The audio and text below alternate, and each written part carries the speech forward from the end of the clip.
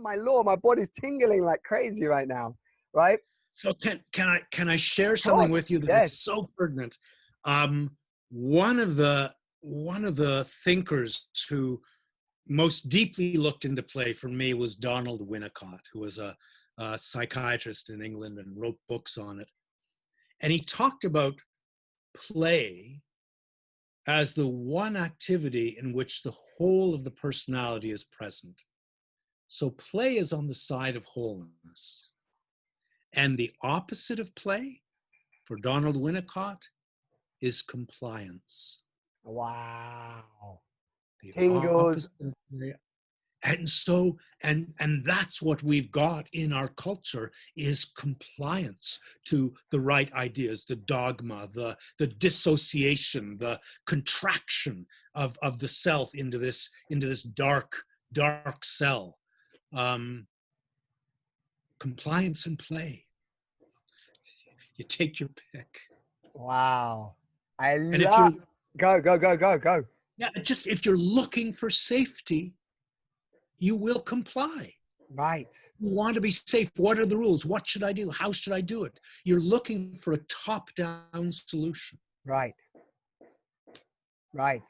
And if you are in the play of life, if you are in the freedom of wholeness, you are trusting that present moment where you don't, the many personas don't exist in that moment anyway.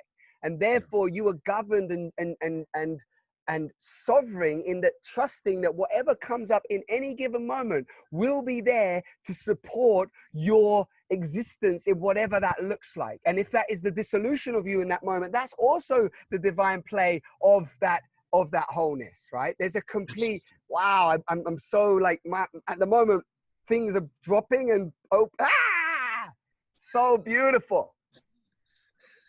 That's why I love talking to you. And I hope anybody watching this can really play with us through this conversation and see, because I just saw again, and I know you and I are all about play, even the why we were so impassioned by theater, right? You and I both have a love of theater. And in that divine play, as Shakespeare's popping up now, and many other players, in these dire times where it feels that all of a sudden everything's being taken away from us, if we can rise as that true playfulness, not as a substitute as trying to make out I'm playing, but a genuine freedom of surrender to come into that divine play, there is such a freedom in that actually empowers others to realize that we are not confined. That's basically what's popping up.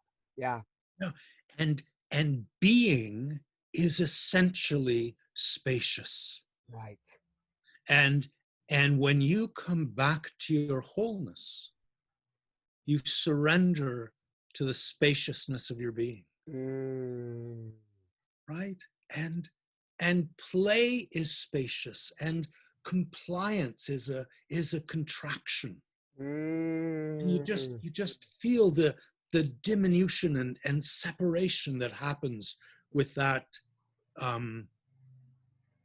withdrawal from the spaciousness of being. And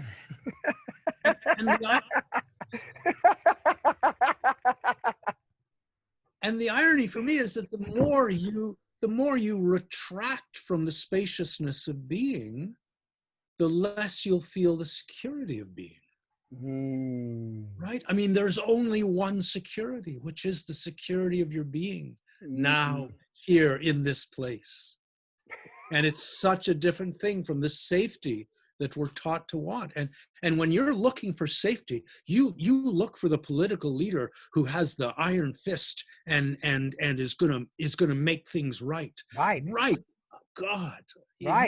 Right. And I'm just seeing all the many different, military leaders, political leaders in our, in let's go over the last, 100 years. And you see that actually everybody was, even the ones that afterwards, many years later, they realized, why the hell was I even following this? But you've just described it, the sheer fear and need for safety. It's like, and the density of that war and control and manipulation and dominance. The the question for me is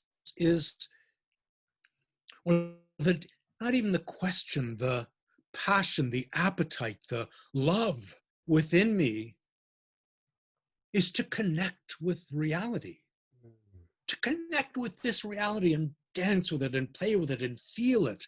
And the only way to connect with reality is to surrender to the wholeness. That's, if you can't feel the present as a whole, and I it's amazing in our culture how people struggle with that. They go to 5-day retreats to try to feel the present in its wholeness.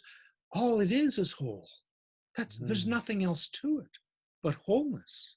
Right. And if you can't feel the present in its wholeness, you're not feeling the present. You're feeling bits and pieces of it. Right. So what we're actually dying to is anything that is blocking us from that truth of who we are. Yeah, that's our reality. Yeah. And what's happened in our culture is we've got it backwards. We think reality is a sort of unification of differences. And reality is actually a differentiated unity. It's like all it is one with these gorgeous differentiations that blossom as a flower or a beetle or a soaring eagle. Yeah. Yeah. Yeah. Let's take a nice deep breath in on that.